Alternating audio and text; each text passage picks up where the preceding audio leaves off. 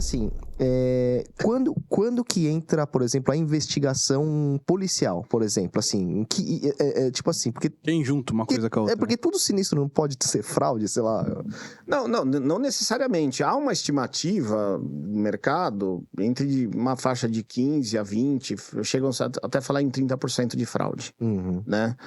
E hoje a gente precisa tomar bastante cuidado, porque também o crime de fraude contra seguros, no sentido amplo, né, que eu tô dizendo, porque a fraude contra seguros não se limita ao estelionato, há outros tipos penais também, tá certo? Que pode ser caracterizado uma lavagem de capitais.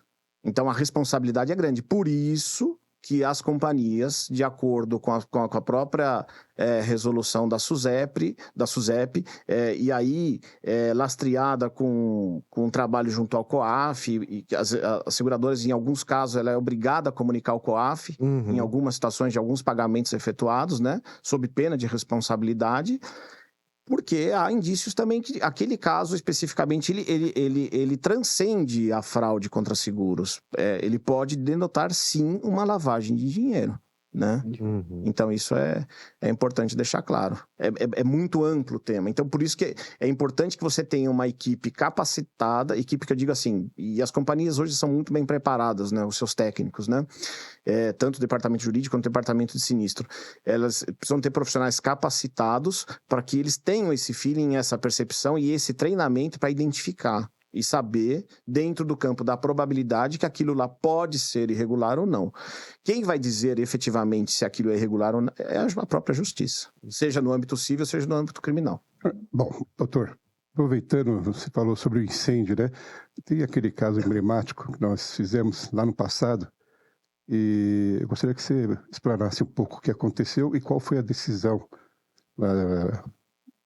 da esfera jurídica. Pois não. Bom, esse foi o maior caso de fraude que eu atuei. Eu acho que se hoje fôssemos atualizar os valores, ele beiraria uns 300 milhões de reais. Nossa senhora! Acho que dava para comprar um cafezinho, né? Uns 300 milhões de reais. Era uma empresa famosa, aqui na década de 80, aqui em São Paulo, né? E, enfim, ela começou a passar por dificuldades financeiras, tá certo? Era do segmento de automotivo, né? Acho que não era automotivo, era de peças, enfim, de rádios, enfim. Autopartes, autopeças. E eu só não vou citar os nomes para preservar as pessoas envolvidas, né? Em que pese o caso ter transitado em julgado. O pano de fundo desse caso foi o seguinte: foi feito um empréstimo.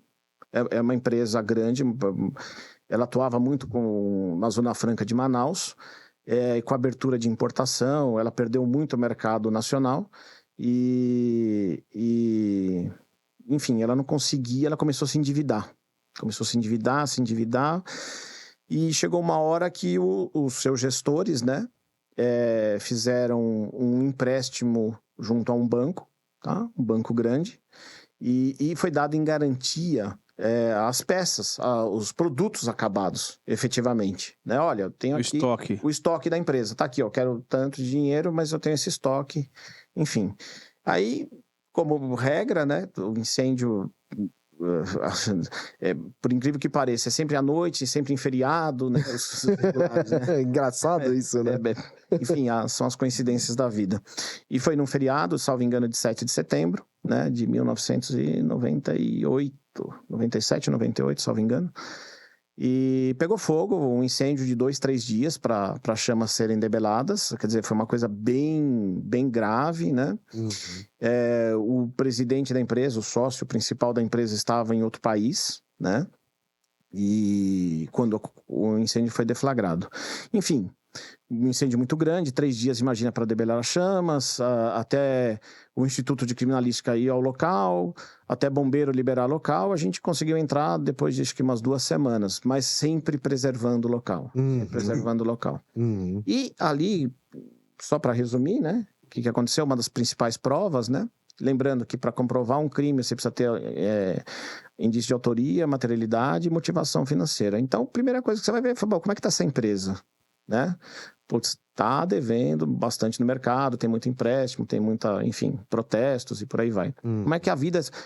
Porque a vida da empresa é essa, a vida do sócio pode ser outra, né? Então você acaba pesquisando os dois, você vai começar a verificar, né? Porque às vezes a empresa está quebrada, mas o sócio está muito rico, né? Então você faz essa análise prévia e quando adentramos ao local, verificamos que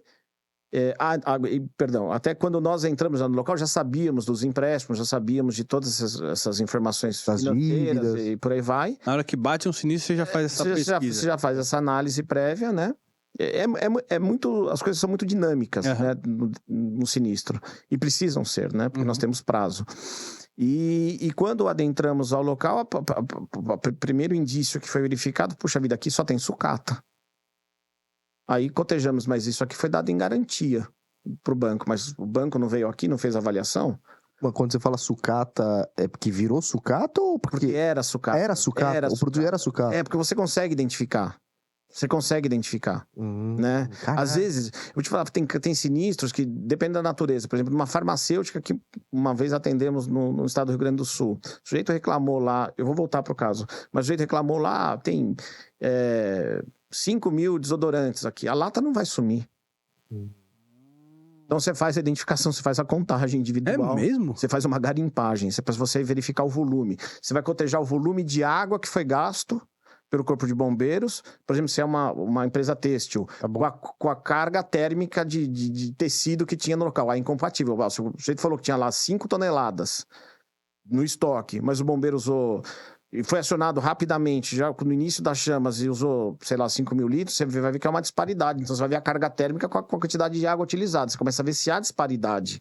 Então, tudo tem que fazer sentido, tem que ter uma lógica. Então, é esse estudo que você faz.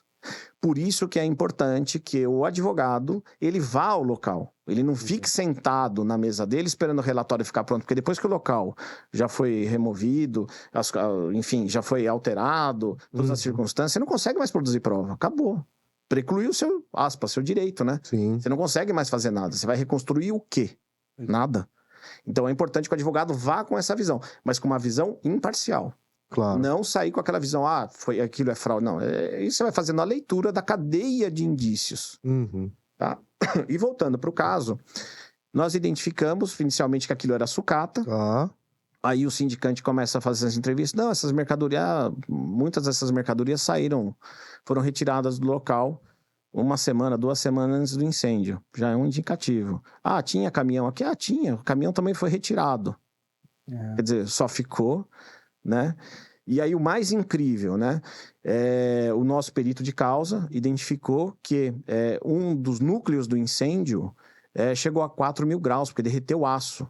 Eu estou falando números, porque eu não me lembro exatamente, mas só me engano foi isso. Mas a Via falou, isso aqui foi um artefato que foi criado para chegar nessa temperatura. A gasolina, se não me engano, e álcool chega acho que 1.200, não tenho bem certeza. Então era uma coisa muito díspare, sabe? Então, a materialidade está aqui. Mas como é que eu vou vincular essa questão ao sujeito que ele estava em Nova York quando aconteceu o incêndio, né?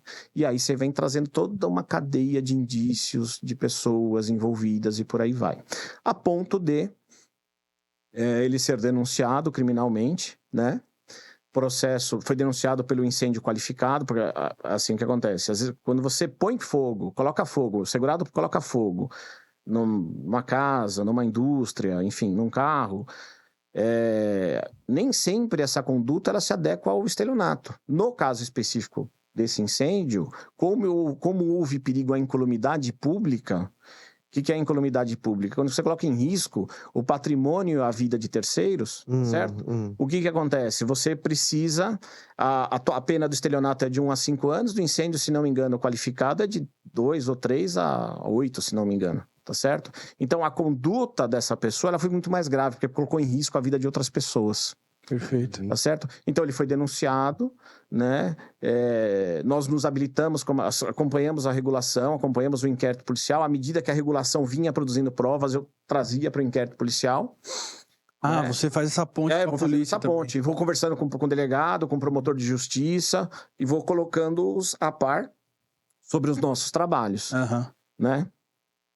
E aí o promotor se convenceu da fraude, efetivamente, e ofereceu a denúncia, né? Uma denúncia muito bem feita, muito bem elaborada pelo promotor da comarca de Guarulhos, E esse processo tramitou durante 2 anos, 3 anos, salvo engano, e foi proferida a sentença condenatória. O processo em si você não acompanha ele atuando no Não, caso? acompanho com bastante acusação. Entendi. Então eu acompanho a regulação, acompanho o inquérito e acompanho o processo. Olha só. Então, assim, a gente brinca que a gente casa com o sinistro, né? Sim. E vai longo. Vai longo.